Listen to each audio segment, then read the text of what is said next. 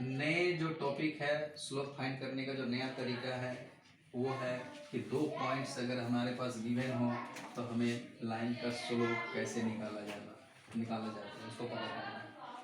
तो आप लोग को सपोज कीजिए कि हमारे पास एक स्ट्रेट लाइन है जिसमें 2 पॉइंट्स हमारे पास दिए गए हैं।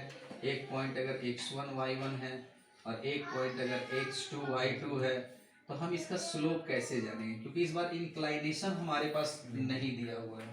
तो हम इन 2 पॉइंटों से ही चाहेंगे कि स्लोप का पता लगा ले। तो हम जानते हैं कि अगर इसको थोड़ा एक्सीड करे तो कहीं ना कहीं जाकर ये एक्स एक्सिस को कट करेगा ही करेगा। तो सपोज करते हैं कि एक्स एक्सिस को जहाँ कट करता वहां से ये इंक्लाइनेशन यानी कि जो एंगल बनाता वो क्या है, थीटा, जो एंटी क्लॉकवाइज में। आप इसको बनाने के लिए एक काम इसमें क्या करना चाहिए कि इसको हम लोग यहाँ से ड्रॉ कर देते हैं और इस तरह। तो आपको समझ में आ रहा कि ये x1 का पॉइंट इधर से y1, उसी तरह से यहाँ से भी हम लोग स्ट्रेट नीचे ला सकते हैं एकदम सीधा। तो ये x2 का पॉइंट और यहाँ से अगर हम लोग देखें इसको तो ये y2 का पॉइंट। हम लोगों को स्लोप फाइंड करना है इस लाइन का। तो एक लाइन हम लोग ऐसे सीधा परपेंडिकुलर ड्रॉ कर सकते हैं इस लाइन पे। तो क्या हम लोग देखते हैं कि ये जो हमारा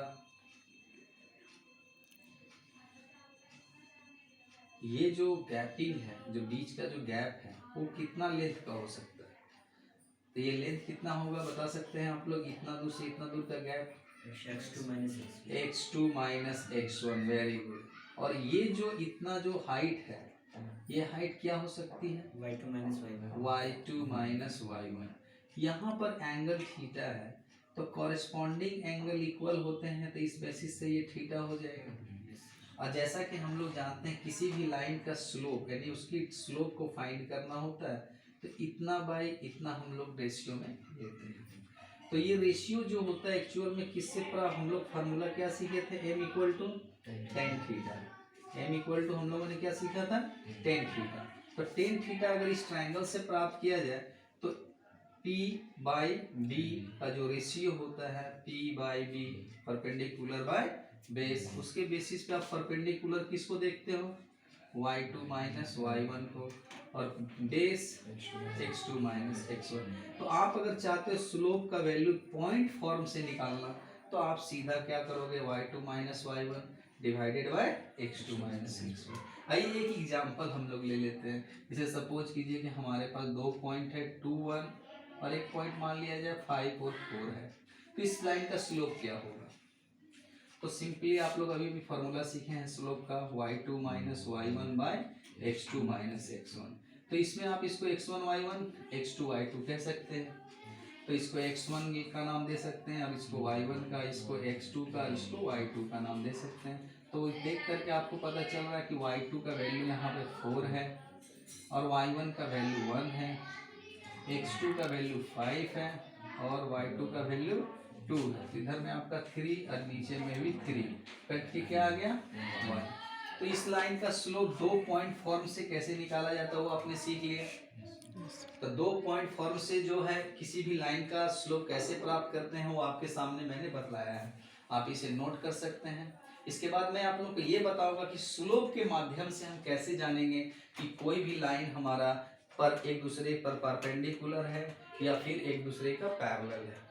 तो उसके बारे में भी मैं आप लोगों को इसी में बतला देता हूँ। अभी आप लोग देख सकते हैं कि 2 लाइन एक दूसरे पे कब परपेंडिकुलर होंगे और कब पैरेलल होंगे एक दूसरे के।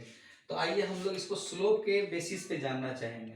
On the basis of slope, on the basis of slope हम लोग ये फाइंड करेंगे कि लाइंस जो 2 दी हुई हैं वो पैरेलल हैं या परपेंडिकुलर।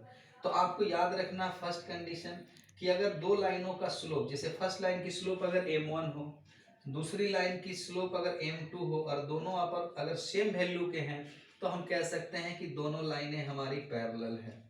तो 2 लाइन पैरेलल होने का कंडीशन क्या है, स्लोप के द्वारा आप कैसे पहचानोगे, तो आप दोनों लाइन के स्लोप को पहचान लो कि कितना कितना, अगर दोनों सेम है तो हम कह देंगे कि दोनों लाइन आपस में पैरेलल है। ये आपको समझ में आ रहा होगा कि 2 लाइन को पैरेलल करने का स्लोप के बेसिस पे क्या कंडीशन है।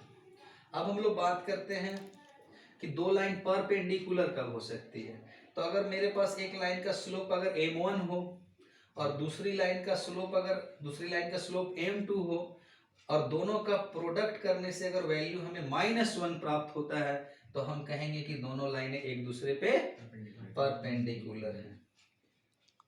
तो स्लोप के बेसिस पे आप जो है दो लाइनों के परपेंडिकुलर और पैरेलल होने को समझ सकते हैं कि दोनों कैसे एक दूसरे के पैरेलल होंगे और परपेंडिकुलर। अब आप लोगों के सामने देखिए मैं एक एग्जांपल लेना चाहूंगा और बतलाना चाहूंगा कि लाइन के जो हैं दोनों आपस में पैरेलल हैं या परपेंडिकुलर कैसे समझेंगे। तो सपोज कीजिए कि 2x + 3y + 5 = 0 एक लाइन का इक्वेशन है और एक लाइन का इक्वेशन फिर है 4x + 6y + 7 = 0। ये दो लाइनें हैं अलग अलग, और दोनों लाइन को हमें बताना है कि ये पैरेलल होंगे कि परपेंडिकुलर। तो हमें स्लोप जानना होगा दोनों लाइनों का। तो देखिए स्लोप डायरेक्ट अगर इक्वेशन दी जा रही है तो हम स्लोप कैसे निकालें, क्योंकि इसमें ना कोई पॉइंट दिया गया है ना इसमें आपका इंक्लाइनेशन दिया गया है, तो फिर हम स्लोप कैसे निकालेंगे। तो एक स्लोप निकालने का और टेक्निक मैं आपको बताना चाहता हूँ। अगर कोई इक्वेशन है फर्स्ट डिग्री का, अगर कोई भी इक्वेशन हो फर्स्ट डिग्री का, तो उसका स्लोप कैसे, वो एक लाइन का इक्वेशन होता है। अगर फर्स्ट डिग्री का इक्वेशन है तो लाइन का इक्वेशन होता है जिसमें x का पावर 1 और y का पावर 1 होनी चाहिए।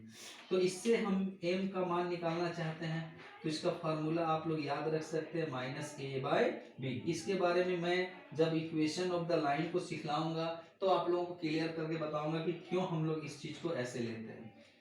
तो अब आपके पास इक्वेशन यहाँ दिया गया है, आप उसमें a और b का वैल्यू तो आइडेंटिफाई कर सकते हैं। इस फर्स्ट वाले इक्वेशन में a का वैल्यू 2 है और b का वैल्यू 3 है। तो फर्स्ट वाले लाइन का स्लोप अगर निकालना है तो -2/3, और सेकेंड वाले लाइन का अगर हम स्लोप निकालें तो हमें क्या मिलेगा, फिर से सेम फार्मूला, तो हमें मिलेगा कितना -4/6। आप इसको कैंसिल करोगे तो ये आ जाएगा -2/3। आपने देखा कि m1 और m2 दोनों का सेम वैल्यू आ रहा है।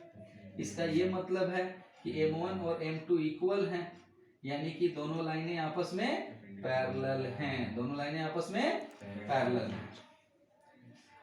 इसी तरह अगर आप दोनों लाइनों का स्लोप पता कर लेते हो और दोनों का प्रोडक्ट करके अगर देखते हो और -1 आ जाता है, अगर मान लो सेम नहीं आ रहा है तो फिर हम उसको मल्टीप्लाई करके देखेंगे, और मल्टीप्लाई करने पर अगर -1 मिल गया तो हम समझेंगे कि दोनों लाइनें परपेंडिकुलर है। तो उम्मीद है कि आप लोगों को स्लोप से रिलेटेड जो भी बेसिक प्रॉपर्टीज होती है लाइन के साथ जो जुड़ी हुई है वो आप लोगों ने सीखा। अभी आप इसे नोट कर सकते हैं अपनी कॉपी में, और सारे सवाल जो हैं उसको आप बना के ट्राई कर सकते हैं। और फिर मैं आप लोगों को आगे बताऊंगा कि दो लाइन के बीच में एंगल कैसे निकाला जाता है, इसके बारे में, वो भी किस बेसिस पे, स्लोप के बेसिस पे, कि दो लाइनों के बीच का एंगल हम कैसे फाइंड करेंगे। तो इसे आप लोग नोट कर लें। मैं आप लोगों को आगे बताने वाला हूं कि मैं किस तरह से एंगल को फाइंड करेंगे दो लाइन के बीच का, वो भी किसके माध्यम से, तो स्लोप के माध्यम से।